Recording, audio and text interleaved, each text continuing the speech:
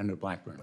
Thank you, Mr. Chairman. Ms. Miller, I would like to come to you. You talk about moderation is a combination of machine learning and human review, and it seems that YouTube has no problem pulling down videos that question abortion, global warming, vaccine mandates, but child abuse videos remain on your site. So I am interested to know more about the specific inputs that you use in these reviews. Who establishes these inputs, and who oversees them to make sure that you get them right? Senator, thank you for your question. So we heavily invest in making sure that all of our users, but particularly kids on the platform, have a safe experience. And the way that we do this is with a number of levers. For example, we have content policies as it relates to child safety on the platform, so not putting minors into risky situations in videos on the platform. Okay, we have then policies. let me jump in and ask Okay. you then, if you're saying you don't want to put children into risky videos.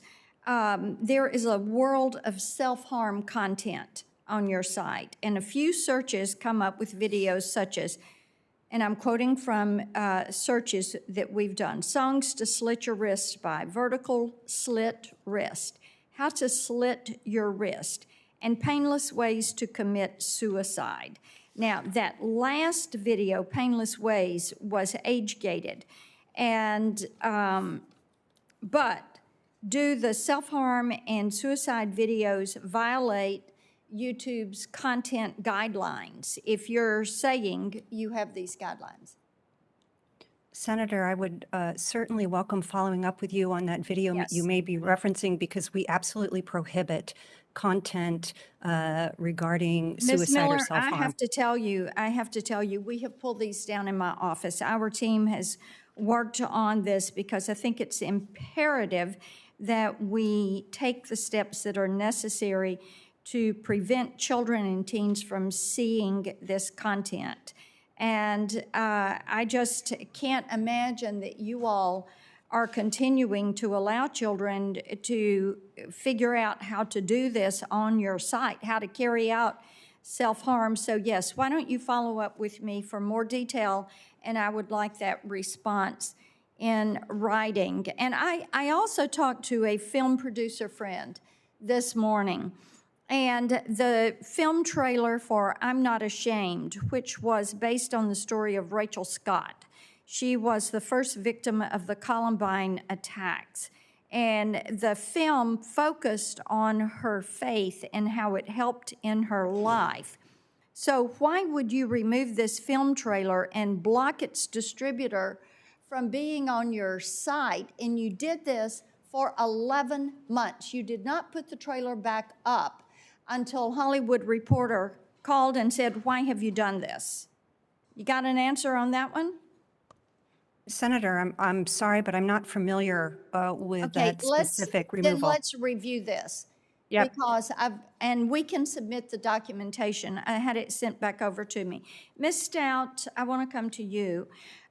We had an issue in Memphis with a 48-year-old man who was on your site. He raped a 16-year-old Memphis teen, and he claimed to be a music producer. He lured her into this relationship, and one of the news articles recently called Snapchat the app of choice for sexual predators. This is something that is of tremendous concern. And much of it, from what I understand from talking to moms and talking to grandmoms, is they use the Snap Map location service. And I know you're probably going to say only your friends can follow you, but somehow people are getting around that. And these sexual predators who are following young people are using this map to get to their location. So we had this in Memphis with the rape. We have another child that was in the middle part of the state that the predator followed her and she tried to commit suicide because she knew her family was going to find out. So are you taking steps? Do you want to give me a written answer as to the steps that you all are taking? How are you going to get a handle on this? This is endangering young women. Senator, I'm more than happy to give you a detailed written answer, and you have written to us in the past, and I appreciate your leadership in following up on this issue. I want to just make crystal clear that the exploitation of minors is absolutely deplorable. It is our highest priority to prevent this type of event from happening on our platform.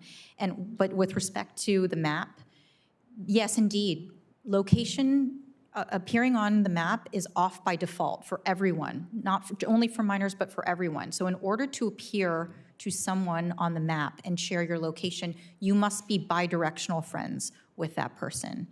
I will say with respect to grooming, this is an area where we spend a tremendous amount of time and resources to try to prevent. Snapchat makes it intentionally difficult for strangers to find people that they don't know. We do not have open profiles. We do not have browsable pictures. We don't have the ability to understand who people's friends are and where they go to school. So, Senator, I'd be more than happy to follow up with you in writing and provide you more details. Let's do that so we get some more detail. One question for all three of you, and you can answer this in writing if you choose. You've all talked about the research work that you do. Do you get parental consent when you are doing research on children, and can you provide us a copy of the parental consent form? We asked Facebook for this, and they punted the question repeatedly. And Ms. Miller, I think you need to provide the committee clarity. You said that you all had never spoken out against online privacy. I think the chairman and I may question that a little bit. So my question to you, and you can come back to us with a little bit more depth on this. Did you fight it as a part of the Internet Association as they were fighting privacy on your behalf? And just one thing to wrap, Mr. Chairman, going back to Mr. Beckerman, with the confusion there seems to be around the ownership of TikTok, which their parent company is ByteDance, and the CCP does have a seat on the board. They have a financial stake in ByteDance.